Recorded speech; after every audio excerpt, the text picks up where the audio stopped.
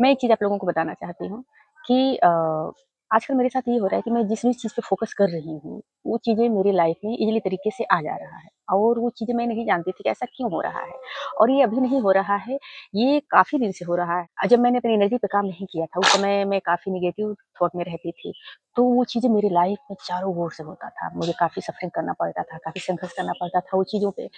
जब मैंने अपनी एनर्जी पे काम किया, मुझे पता लगा कि अपनी एनर्जी से आप अपनी आइडेंटिटी को शिफ्ट कर सकते हैं, बिल्कुल।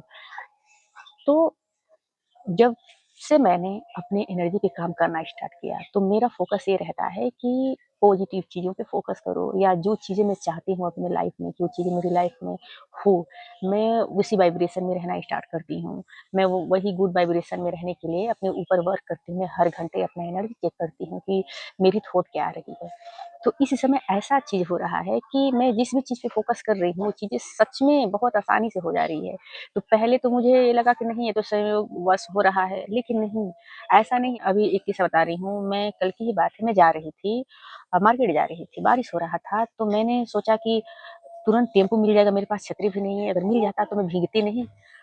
तुरंत टेम्पो आ गया, अभी मैं गेट पे पहुँची ही थी कि टेम्पो आ गया और वो टेम्पो मैं जहाँ जा रही थी, वहीं वो जा रहा था। तो ये चीज़ें हो रहा है और तब मुझे एक चीज़ समझ में आया कि और लाइफ़ बहुत ईज़ी लग रही है, बहुत ज़्यादा। तब मैं जब मेडिटेशन करती हूँ, ध्यान करती हूँ, तो चीज़ें समझ में आया है कि जो पहले के जो ऋषि-मुनि थे, उनका आशीर्वाद फलता-फूलता क्यों था? उसका कारण ये था, वो लोग बहुत ध्यान करते थे, वो अपनी एनर्जी पे बहुत फ़ोकस्ड रहते थे और वो जो भी बोलते थे, उनके अंदर डाउट नहीं था, उनके अंदर कोई नेगेटिव थॉट नहीं रहते थे। वो सब कुछ ईश्वर को सरेंडर करके उनको पूरा फ़ेथ रहता था कि वो जो बोले हैं, वो होना ही होना है, तो वो हो जाता था। आपने देखा होगा कि जो ऋषि-मुनि होते हैं, वो कुछ भी ऐसे प्रकट कर देते थे, वो चमत्कार नहीं होता था। या कोई ऐसे जादू नहीं करते थे कि वो बहुत ही अलग थे, नहीं, आप भी वही हैं, हम भी वही हैं और जितने भी ये लोग वीडियो देख रहे हैं, वो भी ऐसा कर सकते हैं। बस ये है कि अपनी एनर्जी पे काम करें। तो वो लोग अपनी एनर्जी पे फ़ोकस्ड रहते थे, तपस्या करते थे। हम भी ऐसा कर सकते हैं, आप भी ऐसा कर सकते हैं। खुद को प्यार करके, खुद की रिस्पेक्ट करके, अपनी वैल्यू कैसे करना है, अपने लिए बाउंड्री कहाँ सेट करनी है, किसको अलाउड करना है, कहाँ पे एनर्जी कितनी देनी है, ये चीज़ें सीखना है, ये बहुत ज़रूरी है।